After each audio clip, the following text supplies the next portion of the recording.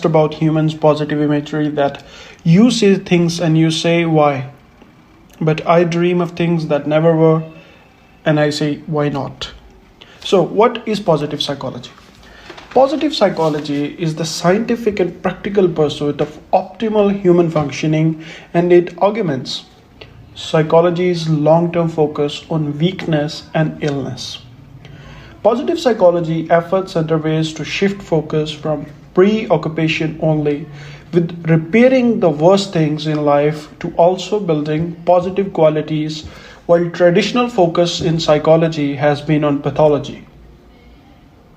So, there are a few fundamental questions that you have to ask, like what kind of families results in children who flourish, what work settings support the greatest satisfaction among workers, what policies results in the strongest civic engagement, how can people's life be most worth living. So to understand these things, you have to understand the dimensions of positive psychology. The range of possible interest areas in positive psychology is quite large. However, some broad dimensions have been used to define the new area in general way.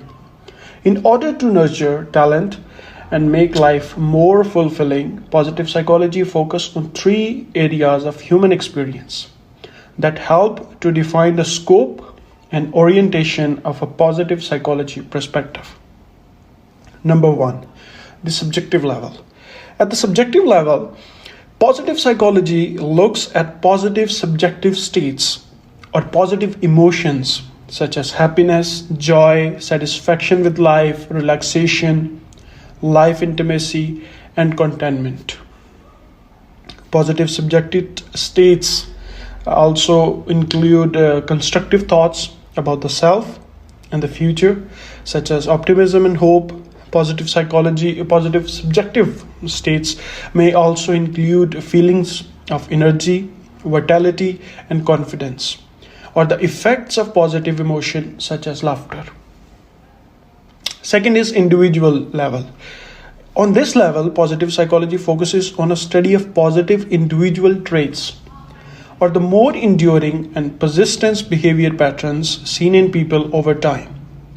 This study might include individual traits such as courage, persistence, honesty, or wisdom. That is, positive psychology includes the study of a positive behavior and traits that historically have been used to define the character's strengths or virtues.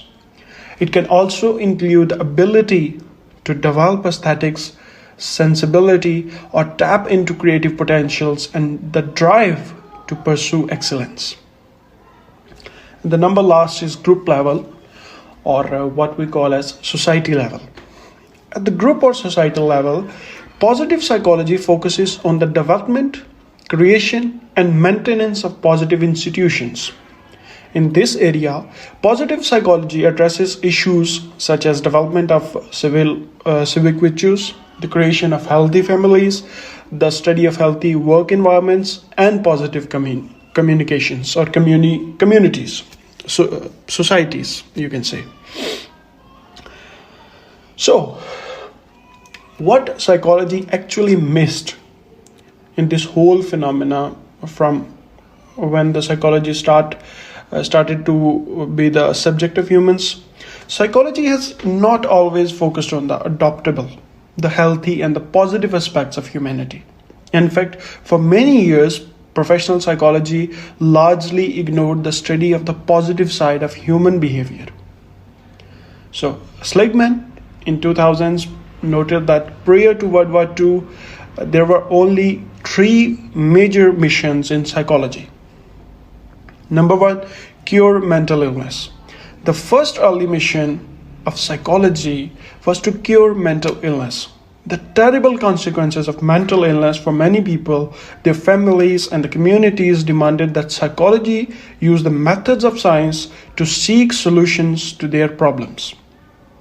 The number two, the second early missions of psychology was to find and nurture genius and talent. Many of the early studies in this area focused on the development of intelligence. The number third mission was to make normal life more fulfilling.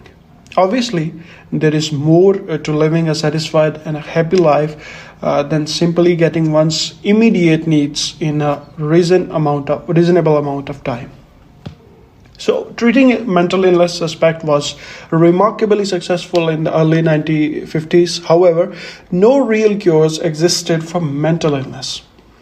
Human beings were perceived as passive creatures in face of childhood repressed impulsives, environmental influence, or genetic factors. Psychologists started curing damaged brains, damaged childhood, damaged habits, damaged drives. And the face of psychology changed after war, and last two missions were forgotten. Those were to find and nurture genius and talent and make normal life more fulfilling. So we are going to talk about these two missions in detail in our upcoming videos.